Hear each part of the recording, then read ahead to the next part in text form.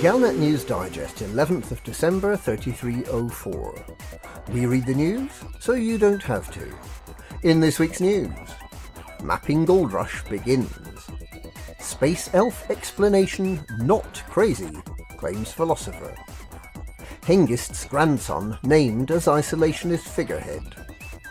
Cult seeks chemical enlightenment. More to discover about Far God cult, claims Okonkwo. Turning out the lights. Mapping Goldrush begins.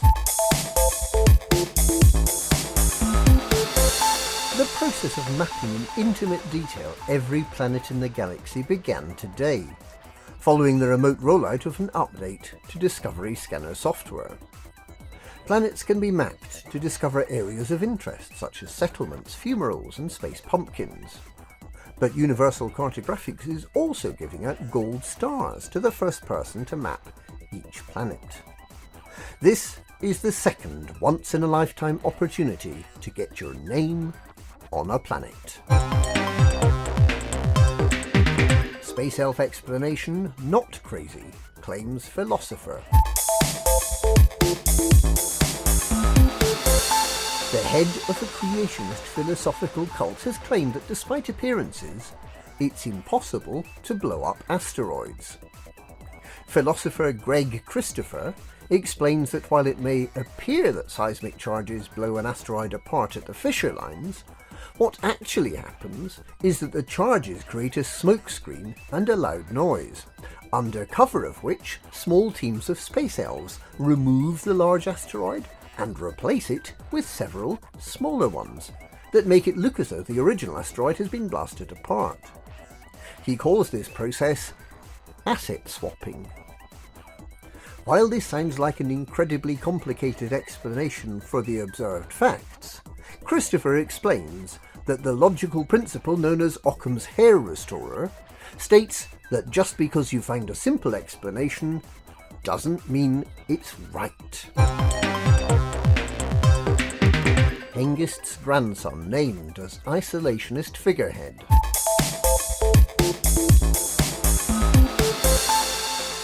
Nova Imperium gained considerable credibility this week when it revealed that its nomination to replace Arissa Lavigne Duval is the 18-year-old son of a previously unknown elder half-brother of the current Emperor.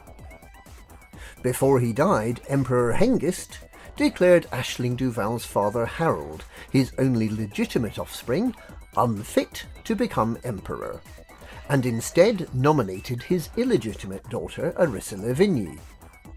Nova Imperium, a reactionary and isolationist grassroots movement that wants to replace Emperor Arissa, has discovered that Hengist had another illegitimate child with one of his slaves, and has tracked down that child's son, the 18-year-old Hadrian Augustus Duval.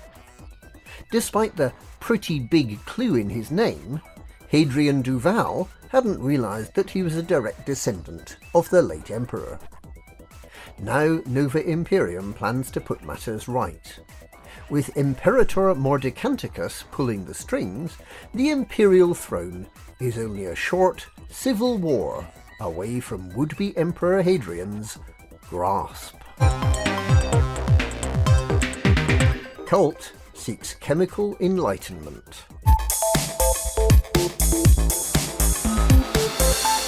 A cult called the Children of Tothos is reported to be planning a wild and exotic plant extract-based ceremony in the Zlota system. The ceremony is believed to involve neurological stimulant Agonip Rush, the programmable high Matrona Experience Jelly, and psychedelic Onion Head.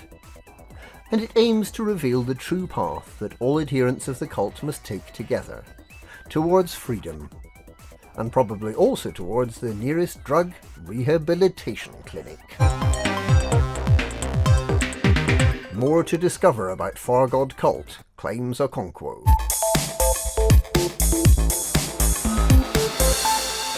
Journalist Gethin Okonkwo, who spent many weeks undercover with the mysterious Far God cult, claims that there's much more to discover about this group of Thargoid worshippers.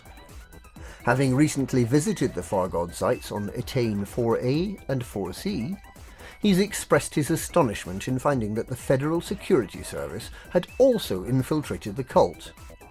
The FSS agent has been reported missing. Turning out the lights.